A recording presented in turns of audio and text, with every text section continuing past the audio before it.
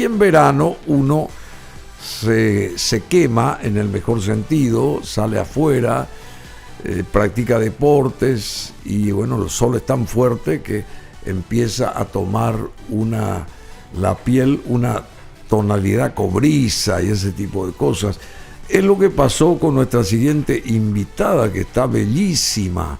Ella es muy linda de por sí, ¿verdad? De nacimiento, es hermosa, unos ojos verdes fabulosos, pero ahora está más linda en verano y me dice, ¿y cómo estás más linda? Y bueno, yo practico tenis, salgo, juego, me gusta, me mentalizo con el tenis, hago que, qué sé yo, que todas las fibras se conecten, no sé cómo se dice eso, pero en fin.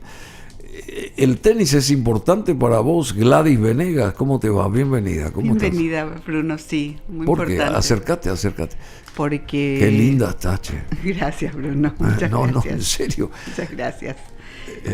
¿Cuántas horas jugando al tenis al sol, digamos? Porque... No, al sol 1 hora de práctica y los sábados a la tarde sí, como 2-3 horas ¿sí? Seguidas. ¿Y por qué elegiste el tenis como deporte? ¿Por qué elegí el tenis como deporte? Y te puedo asegurar que nunca había jugado, ni hecho, ni en el colegio, en todo esto que jugás. Pero en un momento determinado dije que tenía que hacer deportes y soy mujer.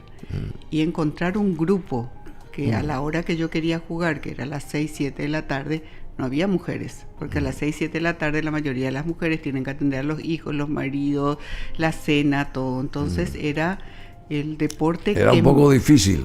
Sí, era el deporte donde podía encontrar más fácil una sola persona. Necesitaba una sola persona para jugar. Claro. En cambio, en otros deportes necesitas más. Entonces más fue la necesidad de encontrar una persona que pudiera acoplarse o acoplarnos al mismo horario. Y entonces de ahí comenzó el tenis. Y bueno, ¿hace cuánto tiempo?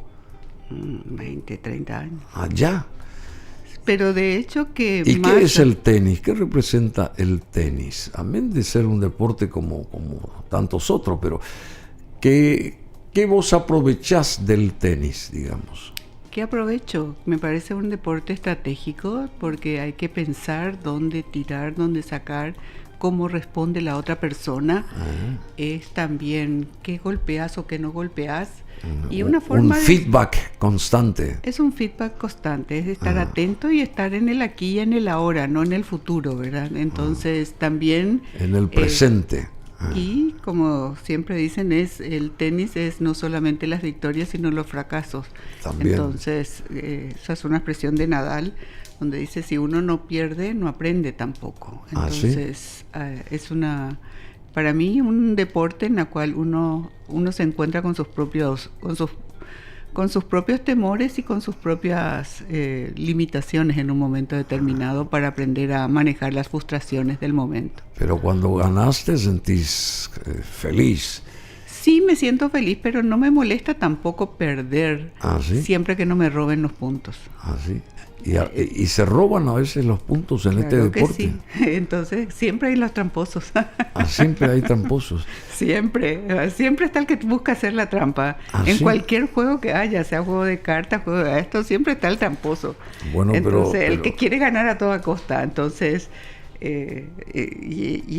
ahora, eso sí, no me gusta perder robándome puntos. Si pierdo porque es una cuestión perdidosa auténtica. Auténtica no tengo problemas, pero que me roben los puntos, eso sí me puede poner. Decime, ¿y roban en Itaipú también o no? Yo creo que lo que se puede decir que en Itaipú es que se malgasta. Se malgasta. Se malgasta porque no podemos, seguramente que hay robos dentro de ese malgasto. ¿Qué proporción de ese malgasto es robo? No podemos saber, pero desde el momento que son gastos aprobados por el Consejo, son gastos aprobados. Entonces podemos hablar de un malgasto. Ahora, dentro de ese malgasto también pueden haber robos. Y esos robos pueden ser porque no se controlan bien, porque los materiales no están, o porque estás dando de alguna manera incentivos que no son adecuados, porque también la malversación o el malgasto, diríamos, es una forma de robo, es una forma de De no administrar bien. De no administrar bien, de mala administración de recursos. Bueno, aquí la doctora Gladys Venegas es máster en economía y fue directora financiera de la Itaipú Binacional. Por eso le hice, qué sé yo, esta consulta así, partiendo del tenis, y ella hablaba de que no quiere que le roben los puntos, y yo le dije, y en Itaipú se roba también. Y bueno, ya escucharon lo que dijo, porque el domingo pasado, el domingo que pasó, ¿verdad? El domingo 12 de enero, leímos atentamente lo que publicó esta señora Gladys Venegas en la sección económica de ABC, y el título dice: ¿Cómo el Paraguay malgasta los recursos de Itaipú? Es el título de estas 2 páginas que recomiendo que las lean si es que aún no lo hicieron. Uno siempre tiene ahí o entra ahí en la sección económica de ABC de los días domingos, y ahí va a estar Gladys Venegas con este artículo: ¿Cómo el Paraguay malgasta los recursos de Itaipú? Y fuera de micrófonos me decía, yo me estoy adelantando nomás, Gladys, que anualmente la sección brasileña de Itaipú paga a sus funcionarios, o sea, desembolsa para con sus funcionarios anualmente $180 millones en el lado brasileño. Y en el lado paraguayo, a esos $180 millones anualmente, hay que agregarles otros $90 millones más. Y la pregunta es, ¿why? ¿Por qué? ¿Por qué nosotros tenemos que pagar más del lado paraguayo que los brasileños? Porque están ellos haciendo que esto se mueva con más o menos la misma cantidad de gente, o nosotros tenemos más cantidad de gente, y sabemos que Brasil es la que dirige Itaipú, porque no hay ningún paraguayo ahí en la cabeza de la hidroeléctrica. En estos 50 años, por lo menos, en estos primeros 50 años, nunca hubo un paraguayo que diga, golpee la mesa, que esto vamos a hacer de esta forma, en Itaipú por lo menos. ¿Y por qué nosotros pagamos más salarios? Aquí hay que entender 2 cosas. ¿Por qué pagamos? No entiendo, y quisiera entender, y estuve haciendo algunos cálculos y ninguno todavía me Hay que entender 2 cosas, que Paraguay y Brasil tenían lo que llamábamos los gastos de explotación. Los gastos de explotación son aquellos gastos que eran los gastos de personal y cualquier otro gasto que era para el manejo de la represa.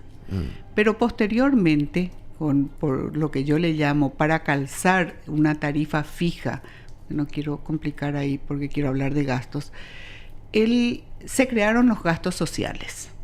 Para calzar. Para calzar y para establecer una tarifa en la cual estaba establecida en un cronograma de deuda, y en la cual la tarifa tenía que ser 21, por dar un número, o 18. Pero para que ese resultado de 18 resulte, tenías que tener un nivel X de gastos. Entonces, si solamente en personal... O sea, no podía ser aleatoria la cosa. No. Entonces, cuando en personal solamente tuviste 100, por dar un ejemplo, que era un número, entonces se determinó que cada una de las márgenes tuviera igual cantidad en gastos sociales. La lógica, 100 y 100. 100 y 100.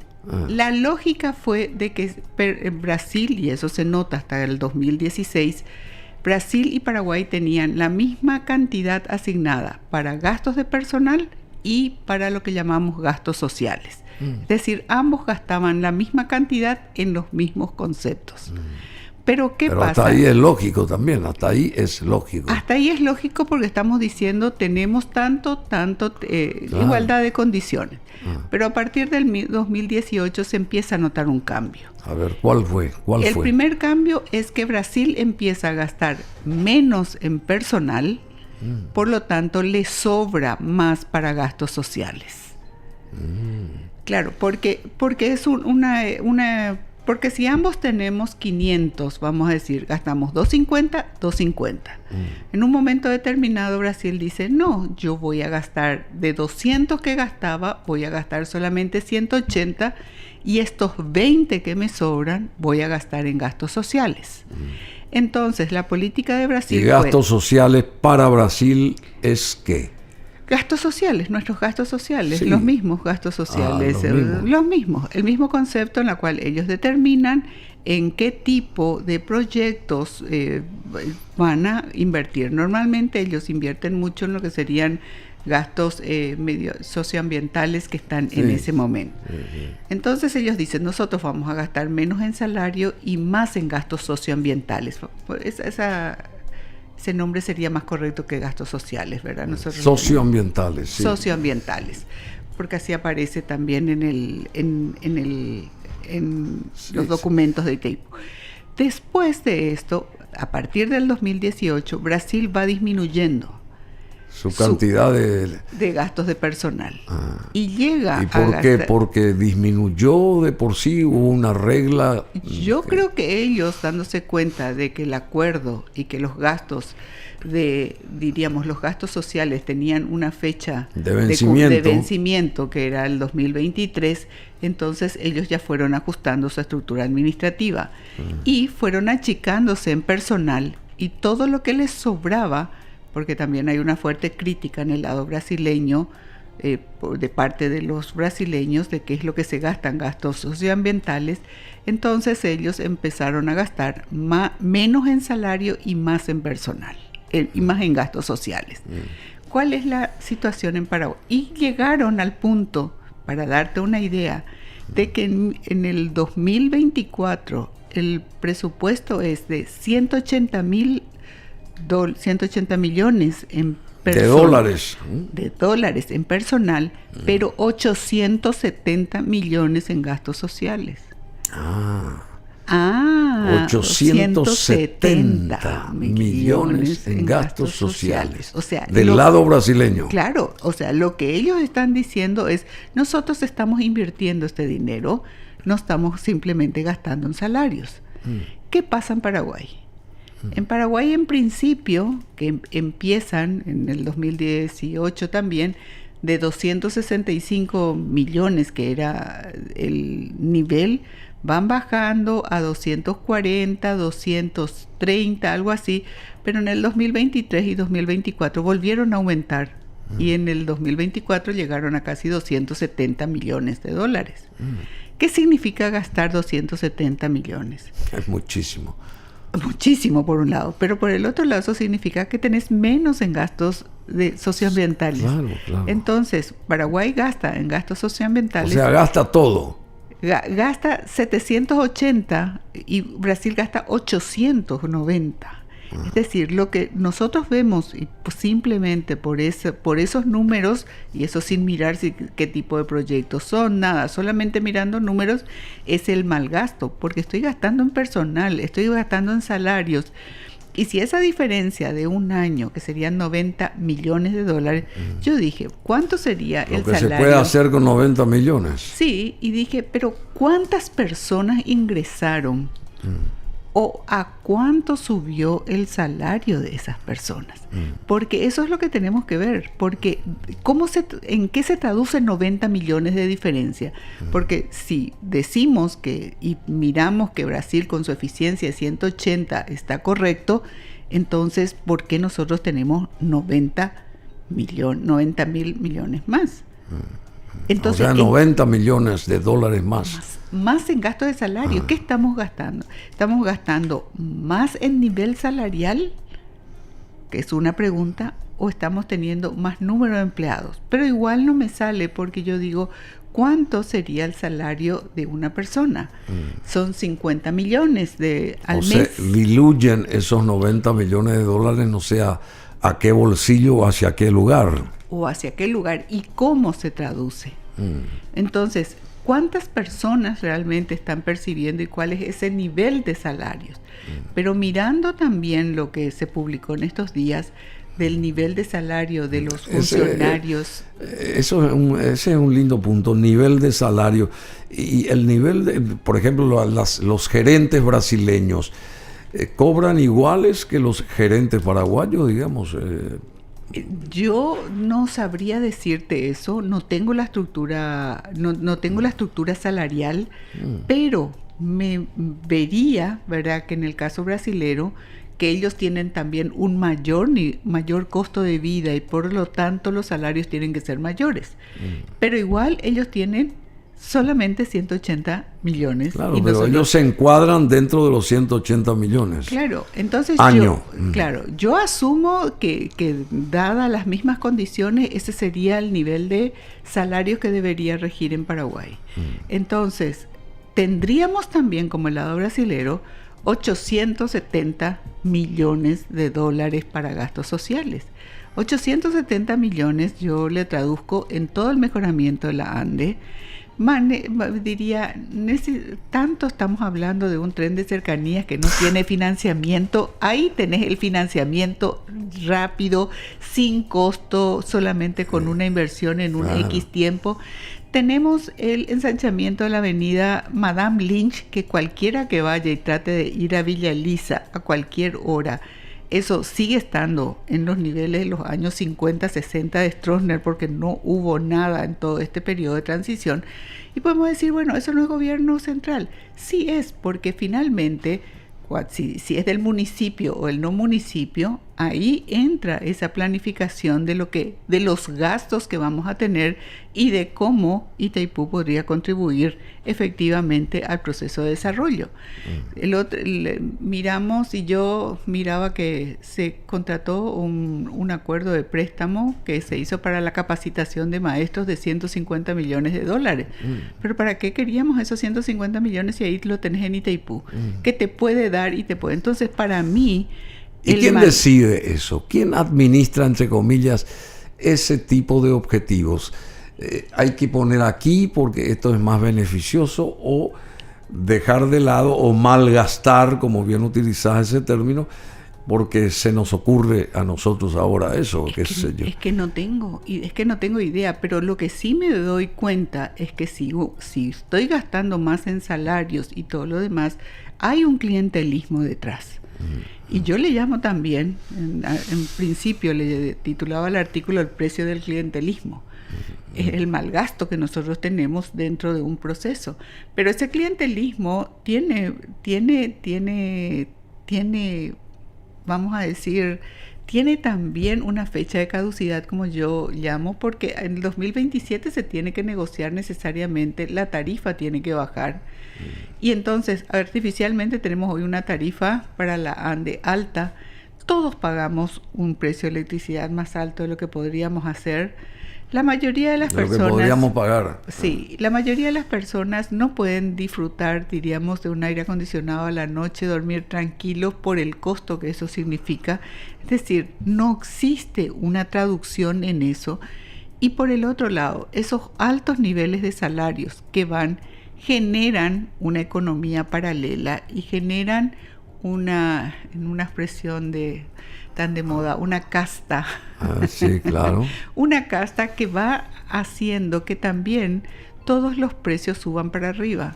Entonces elevan ese precio, el costo de vida en general de los bienes y servicios, que hace que para el resto de los paraguayos sea cada vez más costoso adquirir bienes normales. Es más difícil todo. Bueno, el precio del clientelismo, como también denomina este artículo la doctora Gladys Venegas, ella hace énfasis en analizando este artículo, esta situación. Ella sostiene que la mala gestión y uso ineficiente de los recursos asignados dentro de los gastos de explotación de Itaipú, destacando también el impacto negativo de las decisiones políticas que hipotecan el futuro energético de Paraguay. No nos damos cuenta que corre el tiempo y nosotros necesitamos gestar nuevos sistemas de de energía, ¿verdad? Y parece que nadie está pensando en eso. No sé en qué están, en qué están aquellos que tienen que pensar, están de vacaciones, obviamente. Los gastos sociales de la Itaipú fueron concebidos como una decisión administrativa para incluir erogaciones que permitieran mantener los gastos de explotación de los parámetros necesarios, de modo tal que se justificara el cálculo de la tarifa establecida en el cronograma de amortización de la deuda, cuyo vencimiento estaba previsto para el 2023, año de revisión del anexo C. Entre paréntesis, ¿qué pasa con ese anexo C? Y en otras palabras, la tarifa ya estaba establecida y los gastos debían ajustarse para alinearse a ella. Eso que vos dijiste al comienzo, para calzar, dijiste, ¿verdad? Sí. Bueno, ¿y cómo estamos ahora? Esto del anexo C, ¿nadie está estudiando eso o se escondió bajo la alfombra, bajo la mesa? ¿Cómo es el asunto? Y creo que de alguna manera tratan de tratarlo con un secretismo de cómo hacer de tal forma que la gente o la prensa que ellos consideran nefasta, ¿verdad? Entonces no tenga que criticar los acuerdos. Pero de alguna manera estos datos que están ahí te demuestran que eso es insostenible porque la tarifa va a tener que bajar. Y esa tarifa no lo veo factible, ¿verdad? Por más que Brasil siga manteniendo ese nivel de tarifa alta que está hoy artificialmente alta, por esos gastos que están ahí, sabiendo que esos gastos están totalmente mal gastados. Entonces la pregunta es, una vez que vos reduzcas la tarifa y tengas que usar toda tu energía, que es lo que te corresponde, y vas a hacerlo, ¿de dónde y cómo vas a mantener a toda esa clientela que está? Vas a tener que despedirlo, vas a tener que hacer, ¿qué va a pasar? Porque esa gente que hoy tiene o está en esos puestos, una vez que llegue el momento de ajuste de cinturones, va a tener que salir. Y la pregunta es, ¿qué pasa con esas personas? Porque evidentemente Itaipú se convierte en una fuente de empleo político. Entonces, una clientela política, porque... ¿Y cuál es ese impacto del clientelismo en Paraguay respecto a esto que estás diciendo? Y el mal gasto, el hecho de no gastar en cuestiones que realmente tengan un impacto a largo plazo. Pues salario siempre es corto plazo. Yo te pago hoy tenés esto, pero si no invertís mañana, ¿en qué lo vas a hacer? Por el otro lado... ¿En qué vos esos 80 millones o 90 millones de dólares que sobran, entre comillas, supuestamente, que están ahí latentes y que no se sabe hacia dónde va, ¿qué se podría hacer con esos 90 millones, según vos, según esa visión tuya? La primera cosa es mejorar el sistema de transporte. El sistema de transporte siendo, como diríamos, falló el Metrobús. Porque supuestamente no podemos expropiar, ¿verdad? Que esto era el problema de expropiación. Pero si miro y le llamo a la gente de Chicago que mire nada más, uno necesita tener un tren, como es, también puede ser aéreo sin necesidad de expropiar. Es decir, para mí lo que falta es la imaginación y el hecho de decir cuánto va a costar. Y en ese cuánto va a costar es que todos reduzcan el porcentaje de grasa que están haciendo dentro de este proceso. Porque si yo miro un proceso, ya estoy pensando dónde voy a obtener o cómo se van a hacer. Entonces dicen, ¿por qué no vienen a invertir? ¿Por qué cayó nuevamente el proyecto coreano? Del tren, sí. Y tiene que haber un sistema de tren de cercanías porque no podemos estar dependiendo todo el tiempo de la energía fósil. Entonces, si vemos que nos vamos hacia un proceso de energía limpia, entonces, ¿qué es más limpio que la energía? ¿Qué es más limpio que hacer o generar esos procesos? Pero entiendo, para mí es una falta de planes y procesos y proyectos. Si los tienen, que los cuenten, porque ellos dicen, sí tenemos, ¿dónde? ¿Dónde se ve? ¿Dónde se lee? Porque si yo, de pura casualidad, no hubiera entrado a la página web del lado brasileño, no me hubiera percatado que estaban lo que ellos le llaman los orzamentos, los presupuestos, y con la cual sale esta información. Esta información nos da cuánto gastamos, cuánto gastó Itaipú, cómo fueron los gastos, cómo se comporta. Está todo claramente expuesto ahí. Simplemente esa RDE o RCA que está ahí te demuestra. Y segundo, cuando vas a las memorias y te dice que lo realizado o lo que efectivamente se ejecutó es similar a ese gasto, entonces yo no tengo la menor duda que esos fueron los gastos, que lo que se presupuestó se gastó, ¿verdad? Entonces, pero acá no hay un proceso, porque pareciera que si yo te cuento lo que hago, yo me minimizo. Vos te minimizás. Claro, entonces, ¿por qué yo te tengo que dar a vos información?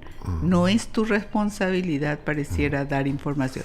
Y la otra es por todo lo que esto esconde, porque yo le quiero preguntar ¿dónde están esos 90 millones de diferencia entre dólares, Brasil? Sí, ¿cómo se comporta? Entre Brasil y Paraguay.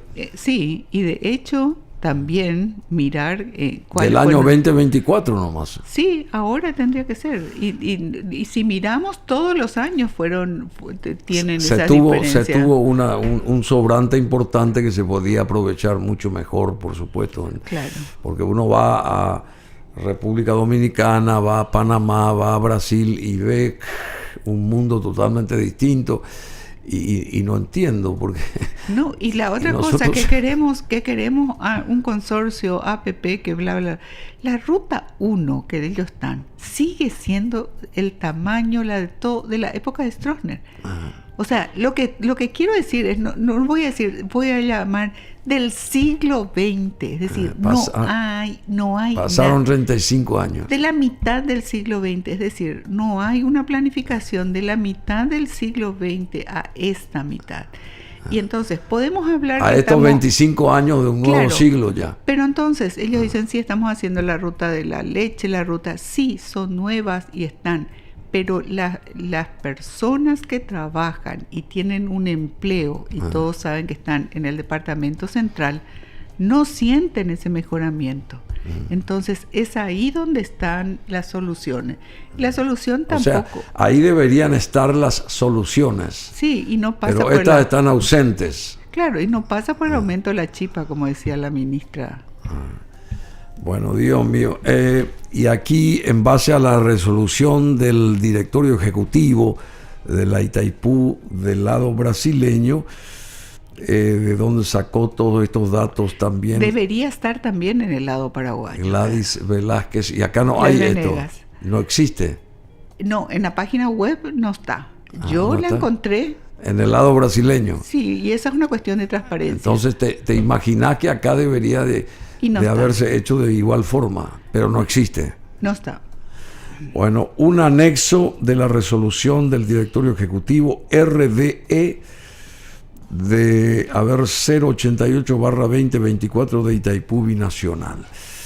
Bueno, y hay también para el debate muchos otros puntos: el futuro incierto, la caducidad de los gastos sociales, el caso ANDE, que es clave, pero con tratamiento inadecuado, entre comillas.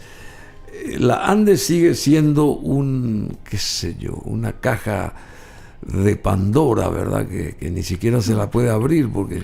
Yo no creo que el problema sea en ANDE mismo como tal, que también le podemos criticar que no actúa, pero yo en este caso salgo a favor de la ANDE en el sentido de decir que hacen lo que pueden con los recursos que pueden, porque podrían hacer más si estos recursos de Itaipú fueran para la ANDE, se le colocaran los recursos y mejoraran ya todo el sistema de cableado de Asunción, porque todo ese dinero no es solamente la calle Palma, es todo. Claro. Entonces toda la ciudad Sí, con todo ese dinero ya debería ser toda la ciudad y bueno, si tiene poca capacidad de gestión, bueno, que en ese caso que Itaipú tiene un buen equipo, tiene, como digo yo, tal vez uno de los mejores sistemas administrativos y de manejo de proyectos, que entonces vengan todos esos y apoyen a toda esa acción que está. Pero por el otro lado le vemos a una ANDE que no puede levantarse, a ANDE que está ahí luchando todo el tiempo a ver si el gobierno le da los recursos o va a tener que emitir bonos, que yo otra vez digo, Dios mío, van a emitir bonos caros, como queriendo que sea realmente una empresa privada que se comporte como tal. Pero por el otro lado le pones todos los controles burocráticos a esa empresa que no puede despegar como tal, como una empresa privada. La empantanás.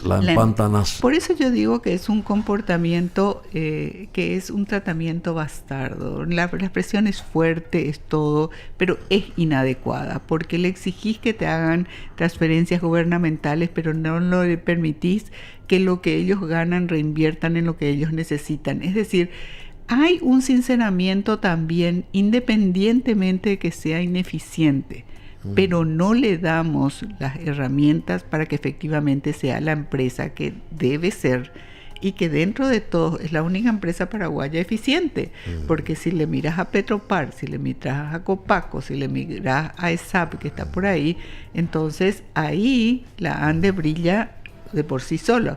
Pero lo que tenemos que ver... Copaco necesita reducir esa cuenta que tiene de 160 millones de dólares. Quiere decir sí, que este sobrante que vos decís que está ahí para de Itaipú mismo, porque yo le hice la pregunta al presidente, al señor Oscar Stark, al doctor, ¿qué pasa? Y ustedes tienen que llevar adelante esta cruz, estirar la cruz de los gastos a nivel de ustedes mismos como institución, ¿o tienen algún apoyo de Itaipú? No tenemos apoyo de Itaipú. Y con este dinero que vos decís que sobra ahí, ¿por qué no se resta 160 millones y limpian Copaco y que vuelva a entrar ahí la empresa? Copaco en este momento, y hay una pregunta que yo tengo, casi ninguna, o son muy pocas las que ya tienen una línea fija. Yo ya me cansé de pedirle todo el tiempo que me vengan a arreglar la línea. Yo no tengo línea fija. Te preguntan, ¿tiene otro número de teléfono? Y que anteriormente le dabas el número, pero si no existe hoy eso. Yo no sé para quién, empresa, lugar, alguien tiene línea fija. Pero todos tenemos el sobrecosto, diríamos, de lo que significa un servicio de telefonía móvil, que sería desastroso si no, pero también es un sistema de telefonía móvil costoso. Muy costoso. Muy costoso y dentro del bolsillo de las personas es un importe bastante. ¿Qué pasa? Como digo yo, queremos que esto se desmonopolice, queremos que sea, pero una desmonopolización o un proceso requiere de instituciones que tengan que controlar. Tienen que haber un custodio de la llave. Entonces, ¿quién es ese custodio? Y las entidades reguladoras que no existen en este país, o si existen en papeles, pero el papel regulador de las instituciones no están como tal. Empresas que estén a favor del consumidor. Hoy nosotros vemos que esas empresas son finalmente a favor de las empresas porque tienen que venir las inversiones en Paraguay.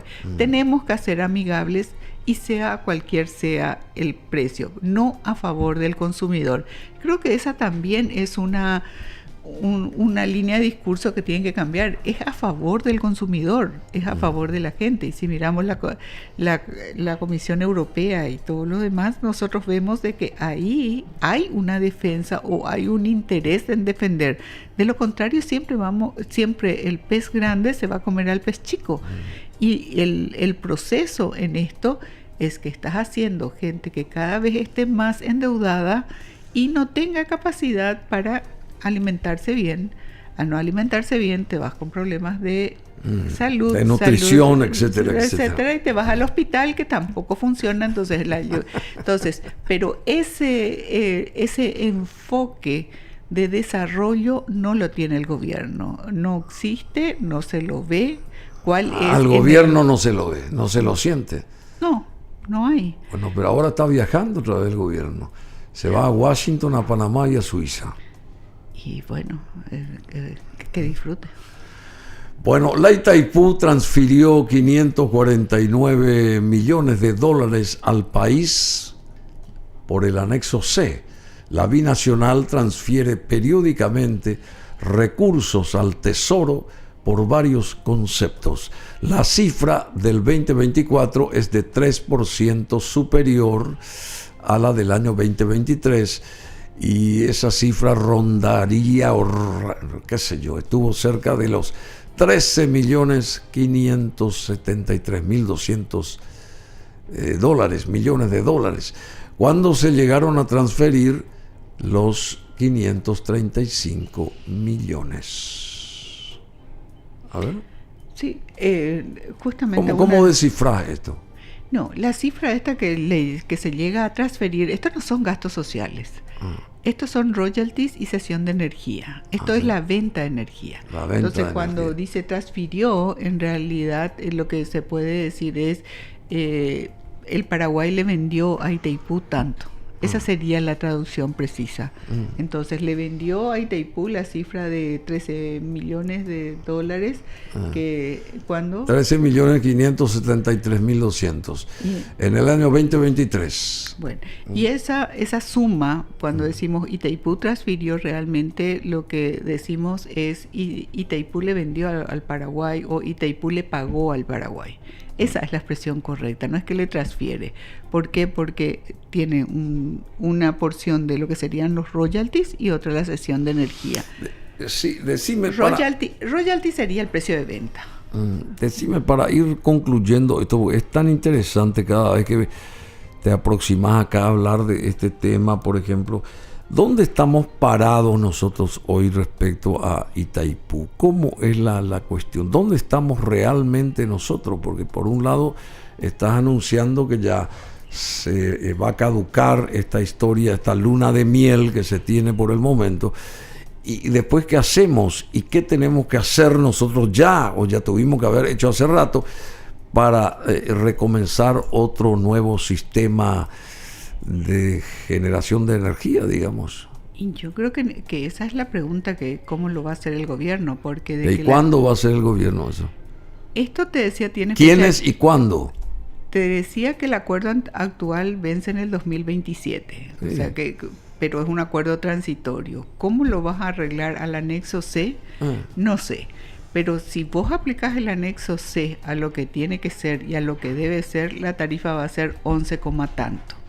¿Quién sale beneficiado con una tarifa 11? La ANDE, que va a poder vender a menor precio de lo que tenga que ser. Esa sería el punto fundamental. Pero por el otro lado es, si vos tenés un exceso de energía y podés vender eso a un precio mejor, podés ganar cierta otra cantidad que puede ser. Pero también nuestros niveles de consumo van aumentando. El presidente de la ANDE dijo el otro día que en un año subió 18%, eso es muchísimo. Eso significa de que nosotros estamos en puntos de utilizar toda esa generación de energía, y aquí viene la pregunta: ¿dónde va a venir la otra generación? ¿Lo vamos a hacer vía energía solar? ¿Lo vamos a hacer qué otra? Y esas son preguntas que tienen que hacerse o que tienen que formularse también. Y aquí eso no existe porque hay una ausencia de academia. Y es la ausencia de academia. Claro, vos tenés universidades, pero son universidades que solo sirven para transmitir conocimiento, no para generar. Y en esto, la conversación en la cual uno puede decir o puede discutir abiertamente opciones sin que eso signifique descalificativo, es la academia. Porque aquí cualquiera que viene a opinar algo ya es descalificado, pero descalificado en un ambiente académico es: yo reconozco lo positivo, lo negativo, y voy caminando hacia encontrar propuestas, una solución o alternativas que puedan servir. Pero en este momento no hay una academia que o solamente... Que oriente. Que oriente, o es una academia que mira solamente el pasado, pero no una academia que sea propositiva de acciones y propuestas futuras. Entonces yo digo, la mayoría de los proyectos o de los procesos deben ser de cosas que no sucedieron o que sucedieron y te den una luz. Porque esto que estoy haciendo y mirando yo con este artículo es algo que ya pasó. Solamente me encontré con esa información y bueno, mira. ¿Y cómo se te ocurrió eso, por ejemplo? Porque hablando con Miguel Carter, que está con un libro, estábamos hablando de los Él gastos. sigue allá en el África. Sigue, entonces me preguntó él unos datos y le dije, déjame, voy a verificar mis números. Y para verificar los números entré a la página de Itaipú nuevamente a verificar. Y ahí la con página eso, brasileña de Itaipú. en realidad que estuve mirando la paraguaya, pero en un momento determinado, con esto de que la página no abre o no funciona o lo que sea, entonces yo pasé a la página brasilera. Que sí funciona y sí abre. Y entonces ahí... Desde ahí vamos entonces. Sí, pero eso de que sí abre y no abre, yo le culpo mucho también y en este caso a mí, a la que yo le culpo a Tigo, en mi caso particular, porque yo sufro cuando tienen sus bajones, cuando suben Pero no solamente vos, todos, la mayoría por lo menos. Bueno, y después. Y entonces encontré, y cuando miro el orçamento, digo ahí, y yo como directora financiera, eso era una estructura que yo conocía bastante bien. Entonces, y yo estaba buscando esa estructura para fijarme en los gastos sociales. Y, no sabes, era como eureka para mí, era que me hubieran dado el mejor helado que yo tuviera así cuando yo encontré eso. Claro. Pero no imaginé... Se te abrió el cielo. Porque era una manera confiable de certificar que eso eran los números. ¿Por qué vos decís eso? Era una manera confiable. ¿Quiere decir que vos no tenés fe en lo que nos corresponde a nosotros? No, como investigadora... Claro, eso recién dijiste. Sí, como investigadora y en un proceso de investigación, yo tengo que dar referencia de las fuentes de tal forma... O sea, Brasil es mucho más confiable que nosotros. No, yo creo que Brasil es más transparente que nosotros. En el mismo sistema compartido, digamos. No, la página de Itaipú es lado brasileño y lado paraguayo. Sí, ya sé, pero es Itaipú. Deberían espejarse y no se espejan. ¿Y por qué no se espejan? Es ya decisión paraguaya. Paraguaya. Claro, es lo que vos quieras hacer, pero está lo que vos quieras alzar de información, lo que sea relevante. Entonces me decías, para mí eso es... alguien me puede decir, no, está mal. No, yo tengo la RDE. Acá me dice que estos son 2 datos. Sí. Es decir, no... Resolución del directorio ejecutivo. Claro. Por eso decía, la importancia de contar con un documento fuente firmado que tenga... Que vamos a decir, yo tengo una certificación de que eso es correcto. ¿Y qué pasa si las autoridades paraguayas espejan eso de este lado? ¿Vos siempre vas a tender a mirar el lado brasileño porque crees que es el más confiable? No, yo creo que si hubiera estado en el lado paraguayo no me hubiera ido a buscar eso, solamente... Pero hubieras creído lo que te dice ahí el lado paraguayo. Desde el momento que dice una RCA y tiene ese nombre, o sea, acá... RDE. Esta cosa que dice. Resolución del directorio ejecutivo. Ese documento es... confiable. Palabra mayor. Palabra mayor. Que encontraste en el lado brasileño. Claro. Y en nuestro lado no. No. ¿Y no pudiste? No existe. No existe. No. ¿Y por qué? ¿Por qué no me preguntes, pregúntale a la gente de Itaipú. Yo no soy... esa no es mi pregunta. Yo feliz como investigadora de encontrar una fuente confiable que me permita a mí decir estos números son correctos. Y esa fuente confiable hace que se atesore, digamos, o atesoren $90 millones para gastos sociales, en el caso que brasileño. Pueda decir con toda confianza y con toda seguridad dónde están los 90 millones de diferencia entre un lado y otro. Y del lado paraguayo no se sabe ni el monto, ni qué se hace con el monto, ni se tiene esta resolución de una dirección ejecutiva. Por eso digo, y la otra cosa... Y seguramente están bajando los ¿cómo se llaman? Los arbolitos, ¿cómo se llama eso? Los foquitos de los árboles de Navidad que pusieron ahí, que gastaron no sé cuántos, $700,000. Y porque parecería que todo lo que brilla es oro, y sin embargo no tiene ni un sistema de agua potable que llegue a las comunidades, ¿no? Es decir, siempre estamos en lo que brilla o en el espejito. En el Wirorei. El espejito digo porque es una cuestión de querer ser parecido a. No es el Wirorei como tal, sino es yo también soy importante y tengo esto. Pero ese como nosotros también tenemos, cuando realmente es lamentable, ¿verdad? Qué lástima que a vos no se te incluya dentro de un operativo certero de reorganización desde el punto de vista económico, financiero, porque vos podés aportar tanto, no solamente en Itaipú, en otras organizaciones nacionales, en el mismo estado también, porque vos trabajás a nivel personal, pero vos no estás vinculada con el gobierno ni nada. En este momento no creo que quieran escuchar, porque saben, no es que no saben, es que esto va a favor de un proyecto político. Y ese proyecto político es una clientela que tienen que hacer. Ahora, para mí, el tema es que esa clientela también, y esto vamos ya en todas las teorías sociales, en la cual yo veo que vos estás bien, entonces yo también quiero estar bien, y veo que vos estás trabajando en Itaipú, que tenés tal estabilidad, que tenés, y la quiero. Entonces, ¿qué político no quiere meter a su gente en Itaipú, en Yacyretá? Porque sabe de esos niveles y todo. La única cosa es que... De los niveles salariales. Claro. Y de los niveles de resultados laborales. Y porque no hace falta tener tantos empleados para tener el resultado laboral. Es decir, si vos manejás esta empresa con 5 y 5 te va a dar el nivel de excelencia que ya está, y vos tenés los 10, esos 10 que hagan o no hagan, no hacen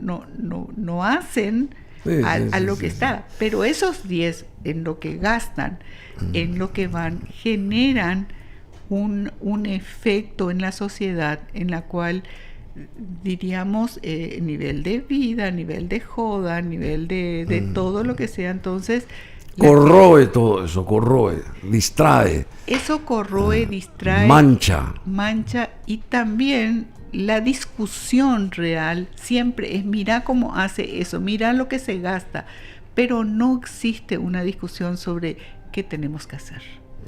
Es importante discutir, es importante discutir sobre la corrupción y sobre los efectos que tiene, pero también es importante ser propositivos en cuanto al modelo de otros temas que están, que es la identidad, que es la cultura, que es... Y segundo, tenemos unos años que vienen bastante complicados en términos... Porque tenemos el rol de la prensa, tenemos el rol de las instituciones, y un Trump que está llegando en el gobierno y en la cual está generando un descontento. Entonces digo, hay mucho que aprender en ese proceso también de negociación. Trump está llegando, ¿y qué decís? ¿Cómo va a ser su gobierno, su segundo gobierno a partir del lunes? Confío que sea bueno y que no sea tan problemático. ¿Ah, sí? ¿Confías? Espero. Confío por el resto del mundo y que tengamos unos años y que no nos veamos impactados por esas medidas. Hay una llama encendida eterna. Hay una llama por el tema de la pelea comercial, y cuando entras en una pelea comercial como son los aranceles, el precio, entonces aumento de alimentos, precio, inflación, o sea, hay una llama ahí que puede alimentar muchas cosas dentro de ese proceso.